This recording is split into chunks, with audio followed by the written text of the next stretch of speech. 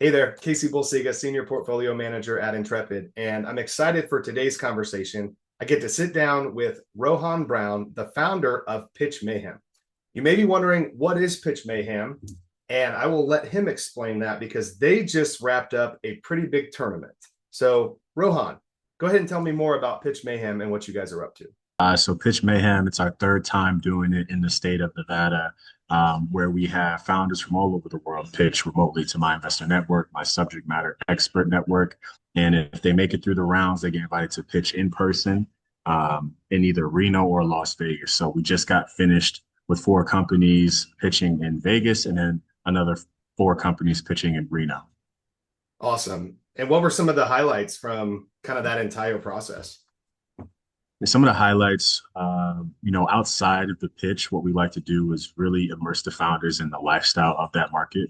So, for example, in Las Vegas, there was a business fair that was held by the Governor's Office of Economic Development. So, what we did there was just share the resources that are available statewide to the entrepreneurs that are thinking about moving to Vegas as an option to grow and scale their business. And then up in Reno, while there wasn't a business fair, what we did do was have the entrepreneurs go up to Tahoe and just experience what that is like 30, maybe 40 minutes from Reno. So you have that option from a lifestyle standpoint. Because a part of Pitch Mayhem and what we're trying to do is, of course, provide the resources for you to grow and scale your business within a particular market. But the other side to that is, you have a life outside your company. And what does that look like? What available resources or attractions does that market have in order for you to think, I can actually come here and build? And were there any maybe resources in particular? I know you talked a lot about some of those benefits, but maybe what were some of those takeaways that you learned from those entrepreneurs that were maybe eye-opening for them? Eye-opening for them is the eagerness that the government has from a federal standpoint, as well as the local econ agencies, to attract early stage tech talent. So the state has a venture arm called Battleborn, where they'll match any dollars that startups are able to raise as long as they have a lead investor and have done their due diligence and they are in the Nevada state lines, but also have plans or either have plans to move to the state of Nevada. So that was eye-opening to them. Not a lot of states offer that type of resources for their earlier stage companies. Another is, when you hear about Nevada, all you really truly think about is Vegas. And then when you think about Vegas, all you think about is the Strip. So giving them insight on what life looks like off the Strip, outside of Vegas as well, considering Reno, I think it was really eye-opening for the founders to get them to understand, like, you don't have to stay where you are. We had one company come from Toronto to pitch in Reno. And she was completely amazed, not only from the resources available, but the lifestyle, especially when it comes to the climate. She was very familiar and comfortable in the climate that Reno has to offer. So those are a few of the eye-opening things that we try to do at Pitch Mayhem, just so that founders understand, you should go where you're celebrated, where there's the resources that align with what you're working on, and not just deal with friction where you're currently based. So it sounds like it was a big success, and I'm sure Mhm. you're not done. So what's on the Absolutely not. horizon for Pitch Mayhem? So we like to do this on a cadence of twice a year. So we just did our May tournament. Our next one's going to be in November, and we're trying to correspond it with F1, which will be happening in Vegas, but also Global Entrepreneurship Week. So we'll coincide with those events. So we're really gearing up over the summer of what that marketing looks like, our new outreach, acquiring new partners, and trying to get the word out. We reached over 1,000 in our subscription email list. A little over 300 in our LinkedIn brand. This is completely organic. This is just sweat equity right now, no money put into the marketing. So I'm really excited for this next phase because with each tournament, of course, we're trying to get better. We're trying to increase our outreach.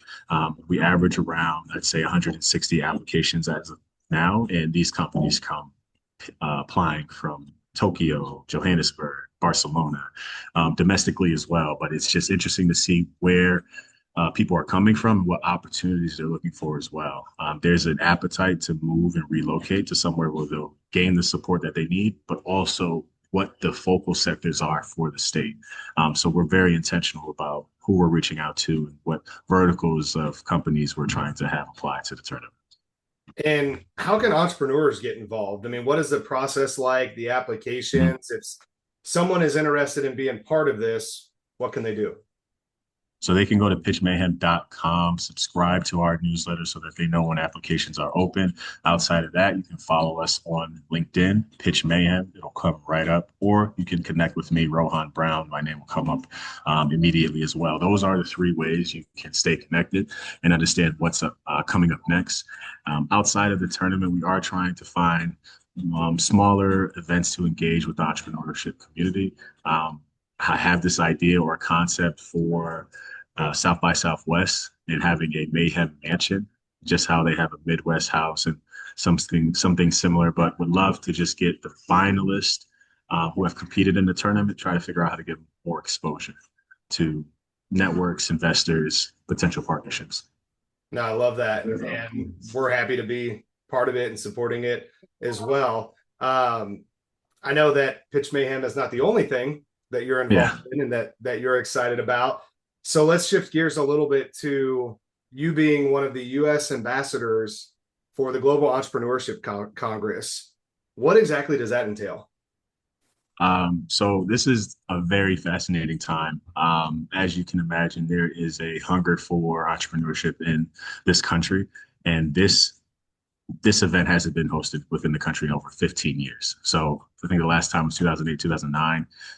So it's exciting that we have all this representation of delegation coming from other countries. So what my job entails is really just to network and provide information and insight on what the entrepreneurial landscape is about within the U.S. So I have my particular countries I'm interested in connecting with, but open to networking with everyone and kind of giving them a quick 101 on entrepreneurship within the U.S. And I want to get a little taste of what that is.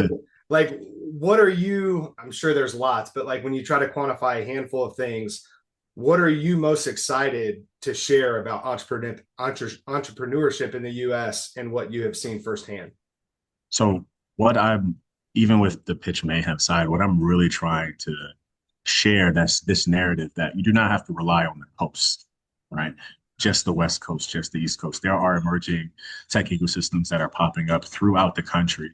And if you're going somewhere that you can be championed and not just another fish in the pond, lack of better words, it's advantageous for you to go to those markets. So Nevada being one of those states, you go to Reno, you go to Vegas, you may be early stage, but you have something truly profound that you are trying to scale within the US. That's a potential place for you to go. I know there's emerging ecosystems in Tennessee, Illinois, Michigan. Everybody knows about Michigan, but there are these pockets in the middle of the country that founders should be taking a closer look at as far as the next 5 to 10 years. There's a lot of push for technology-based innovation in the economic development side from a federal standpoint and from a state standpoint. So I wouldn't overlook those. So that's really what I'm trying to share with the community in other countries, but also domestically as well.